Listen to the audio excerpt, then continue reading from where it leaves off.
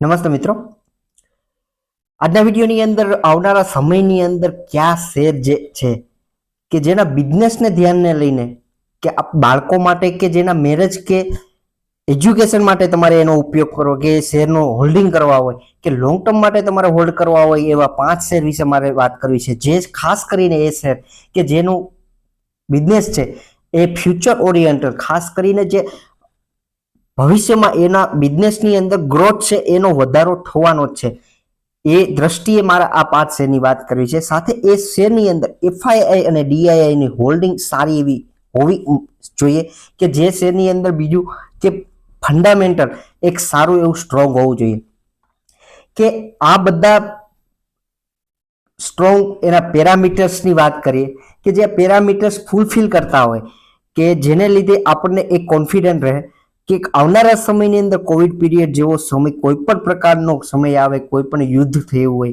તો આ શેરની અંદર કોઈ પણ પ્રકારનો ઘટાડો આવ્યો હોય તો એ શેરની અંદર આપણે ખરીદી કરવા માટે એક હિચકિચાવા ન જોઈએ કે ફરી વખત આપણા શેર ખરીદી કરતાં પણ 30-40% ડાઉન આપણને જોવા મળે તો આપણે એ શેરને આપણે ફરી વખત ખરીદી શકવા જોઈએ.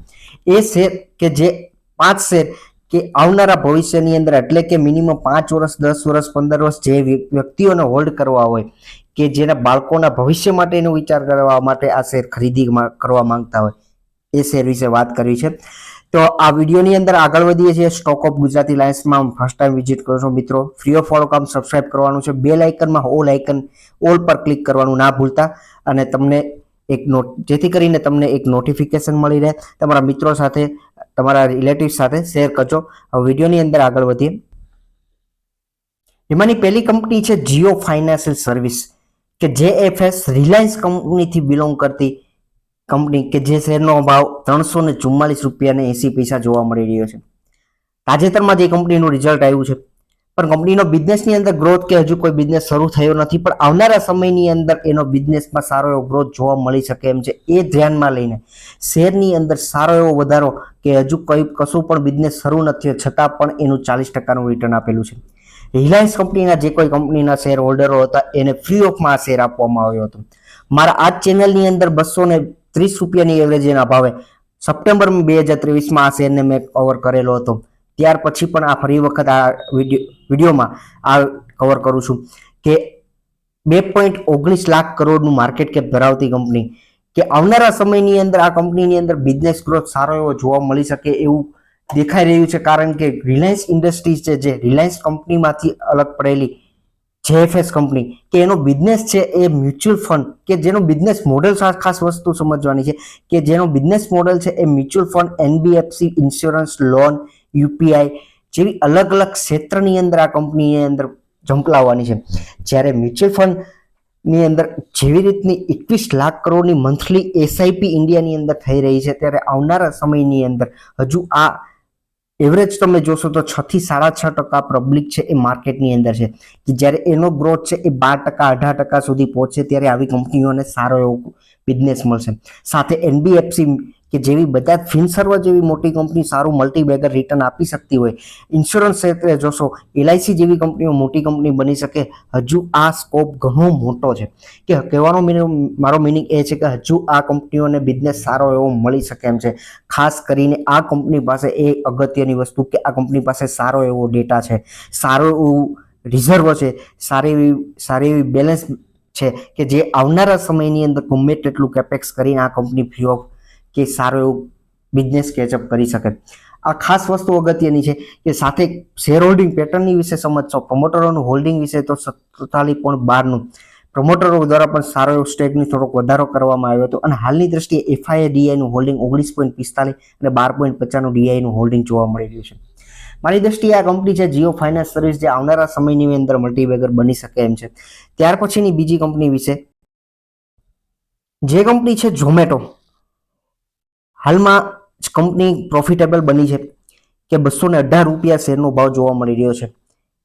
5 વર્ષની રિટર્ન કે 2021 થી અત્યારે 5 વર્ષ ટૂંક સમયમાં થશે આ કંપનીને, પણ તેમ છતાં પણ 73%નું રિટર્ન જોવા મળ્યું છે.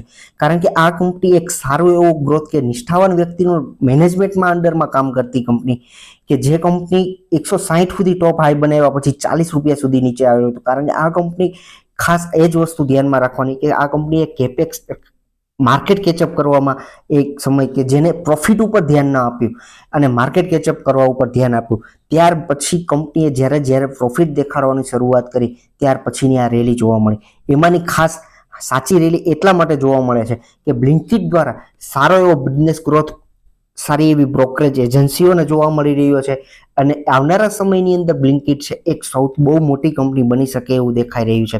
માર્કેટ કેપની દ્રષ્ટિએ 2 લાખ કરોડની નજીક કહી શકીએ કે 1,89,000 કરોડનું માર્કેટ કેપ છે. એક લાર્જ કેપ કહી શકીએ એવી કંપની કે 232 સુધી આ શેરનો ભાવ ગયેલો છે. ત્યાર પછી વાત કરીએ કે આ કંપનીના શેર હોલ્ડિંગ પેટર્નની અંદર કે ખાસ આ વસ્તુ કે 55%ની અંદર એફઆઈઆઈનું હોલ્ડિંગ છે અને ડીઆઈઆઈનું 15% અને સાથે પબ્લિક 28%. જે 81%નું હોલ્ડિંગ પબ્લિકનું હતું એની જગ્યાએ 28%, એની સામે એફઆઈઆઈનું હોલ્ડિંગ અને ડીઆઈનું હોલ્ડિંગમાં વધારો થયો છે. પ્રમોટરનું હોલ્ડિંગ આ કંપનીમાં છે નહીં, એફઆઈઆઈ ડીઆઈનું જ સાચું હોલ્ડિંગ છે. હવે ખાસ વસ્તુ એ અગત્યની સમજવા જેવી છે કે જે કંપની લોસમાં ચાલતી હતી અત્યારે પ્રોફિટેબલ બનેલી છે. જે ઝોમેટો પ્રોફિટેબલ બનેલી છે એમ બ્લિંકિટ પણ છે. આવનારા સમયની અંદર જ્યારે Q1ના રિઝલ્ટ, આ શરૂ Q1ના રિઝલ્ટમાં પ્રોફિટેબલ બની શકે એવું મેનેજમેન્ટ દ્વારા Q3ની અંદર કહેવામાં આવ્યું. તો એ જોવાની વસ્તુ એ છે કે આ કંપની પ્રોફિટેબલ બની શકે છે. કારણ કે ફ્યુચરની અંદર વાત કરો તો બ્લિંકિટનો ઉપયોગ છે જેમ ફાસ્ટ ગ્રોથ થઈ રહ્યો છે, યંગ જનરેશનની અંદર ફાસ્ટ થઈ છે, જેમ એમેઝોન જેવી કંપનીઓ ઇન્ડિયાની અંદર સારો બિઝનેસ કરી જતી હોય તો આ ઇન્ડિયાની જ ઝોમેટો કંપની, ખાસ કરીને બ્લિંકિટ છે એ મોટી કંપની બનવા માટે પૂરી ક્ષમતા ધરાવે છે કે જે પ્રોફિટ હાલની દ્રષ્ટિએ 175 કરોડ ક્વાર્ટરલી થઈ રહ્યો છે કે આવનારા સમયની અંદર એની અંદર પણ સારો એવો જમ્પ જોવા મળી શકે એમ છે. ત્યાર પછીની નેક્સ્ટ કંપની વિશે વાત કરીએ, 3rd નંબરની કંપની હિન્દુસ્તાન એરોનોટિક્સ કંપની કે જે ડિફેન્સના લીડર્સ આપણે જોવું હોય, લોંગ ટર્મ માટે વ્યૂ લેવો હોય તો એક સારી એવી તેજી આપ્યો પછી કે એક બોનસ સાથે આવેલું છે આ કંપનીએ કે જે 5322 ભાવે અત્યારે ટ્રેડ કરી રહ્યો છે. કહેવાનો મિનિંગ એ છે કે ડિફેન્સના લીડર સાથે લોંગ ટર્મ વિચારશો, કારણ કે આ કંપની છે એ દરેક ડિફેન્સ ક્ષેત્રના દરેક ક્ષેત્રની અંદર આ કંપની કામ કરી રહી છે, જેની અંદર એરક્રાફ્ટ, હેલિકોપ્ટર્સ, રિપેર મેન્ટેનન્સની વાત કરો, હેલિકોપ્ટર્સ ખાસ કરીને તેજસ એરક્રાફ્ટનું ઇન્ડિયાની અંદર કોઈ કંપનીનો ઓર્ડર આપવો હોય તો આ જ કંપનીને મળી શકે. 3.5 લાખ કરતાં પણ વધારે માર્કેટ કેપ ધરાવતી લાર્જ કેપ કંપની કહી શકીએ. 5674 સુધી હાઈ જમ્પ અને 1 વર્ષનો લો 1767. તેજસ એરક્રાફ્ટ, ખાસ વસ્તુ યાદ રાખો કે ડિફેન્સ ક્ષેત્રની અંદર હજુ આ ઇન્ડિયાની શરૂઆત છે. આવનારા સમયની અંદર સંરક્ષણ પ્રધાનમંત્રી દ્વારા આ ક્ષેત્રને એક્સપોર્ટ દ્વારા કે સારામાં સારા એક્સપોર્ટના લેવલે સારામાં સારા ઓર્ડર મળી શકે. ખાસ એ HAL કંપનીને અને લીડરશિપની દ્રષ્ટિએ, મારી દ્રષ્ટિએ કે સારા એવા ઓર્ડર આ કંપનીને મળી શકે એમ છે. બીજી પણ કંપની છે પણ એ ખરાબ નહીં, પણ લોંગ ટર્મનો વ્યૂ મિત્રો વિચારતા હોતા સારી એવી એક કંપનીને ખાસ આ મારી દ્રષ્ટિએ છે. 71%નું પ્રમોટરોનું હોલ્ડિંગ 75% કરતાં ડાઉન છે, એટલે ગવર્મેન્ટ ફૂલી કંપની છે કે જેની અંદર આવનારા સમયની અંદર OFS આવી શકે એમાં કંઈ બે ચિકત પણ. કહેવાનો અર્થ એ છે કે 75% નીચે હોલ્ડિંગ છે એટલે શક્યતા ઘણી ઓછી કહેવાય. હાલની દ્રષ્ટિએ 11.68 એફઆઈઆઈનું હોલ્ડિંગ અને સાથે ડીઆઈએસનું હોલ્ડિંગ 8.81 જોવા મળી રહ્યું છે. આગળ વાત કરીએ કે નેક્સ્ટ કંપની વિશે કે ફ્યુચર ઓરિએન્ટેડ ગ્રોથ કે પાવર સેક્ટરના દિગ્ગજ લીડરશિપ તરીકે કહી શકીએ ટાટા પાવર કંપની કે જે કંપની કે આવનારા સમયની અંદર પાવર ક્ષેત્રની અંદર જે જૂનો બિઝનેસ હતો એને ધ્યાનમાં ન લેતા આવનારા સમયની અંદર જે પાવર ક્ષેત્રની અંદર જેટલી ડિમાન્ડ જોવા મળશે કે સોલાર પ્લેટ રૂફટોપની પ્લાનની જરૂર પડશે, રિન્યુએબલ એનર્જી લેવલે પણ તમે મિત્રો ધ્યાને લેશો તો પણ આ કંપની એક લીડરશિપ તરીકે ઉભરી આવશે. કારણ કે આ કંપનીને સારા એવા ઓર્ડર મળી શકે એવી પૂરી ક્ષમતા છે કે આ કંપની એ ઓર્ડરને ફૂલફિલ કરી શકે એવી ક્ષમતા ધરાવે છે. ખાસ કરીને આ કંપનીનો 2025ની અંદર 1 લાખ ઇલેક્ટ્રિક ચાર્જિંગ સ્ટેશન બનાવવાનો ટાર્ગેટ છે. હાલની દ્રષ્ટિએ આ કંપનીનું માર્કેટ કેપ 1,40,000 કરોડનું જોવા મળ્યું છે. 464 સુધી ગયેલી છે, 216 રૂપિયા આ કંપનીના શેરનો 1 વર્ષનો લો જોવા મળી રહ્યો છે. આગળ વાત કરીએ પ્રમોટરોના હોલ્ડિંગ વિશે તો હાલની દ્રષ્ટિએ 46.86 પ્રમોટરોનું હોલ્ડિંગ સાથે 9.44 એફઆઈઆઈનું હોલ્ડિંગ અને સાથે ડીઆઈનું હોલ્ડિંગ 15.47 જોવા મળી રહ્યું છે. આગળ વાત કંપની એક જોતા એક દેણાની અંદર આ ચાલી રહી છે, પણ ઘણા સમયથી આ કંપનીનું સાથે દેણું પણ વધેલું, પણ એની સાથે રિઝર્વ પણ મળતેલું છે. પણ કંપનીના ઓર્ડર બુક વિશે વાત કરો તો સારામાં સારા ઓર્ડર બુક આ કંપનીને મળી રહ્યા છે. ટાટા કંપનીથી બિલોંગ કરતી કંપની છે. ટાટા મોટર વ્હીકલ તરીકે, ઇલેક્ટ્રિક વ્હીકલ તરીકે પણ આ કંપનીને ઓર્ડર મળશે અને solar rooftop, green energy, clean energy પર સારા ઓર્ડર મળી શકે એમ છે. ત્યાર પછીની નેક્સ્ટ કંપની વિશે વાત કરી કે ઇન્ટરગ્લોબ એવિએશન, કે જે કંપની હાલના દ્રષ્ટિએ 4427 રૂપિયાના ભાવે ટ્રેડ કરી રહ્યો છે. આ પણ કંપની ઘણા સમયથી એક જ ભાવમાં જોવા મળતી હતી, લોસમાં ચાલતી કંપની હતી. હાલની દ્રષ્ટિએ છેલ્લા 1 વર્ષની અંદર આ કંપની પ્રોફિટેબલ બનેલી છે અને સાથે શેરનો ભાવ 4427 રૂપિયા જોવા મળી રહ્યો છે.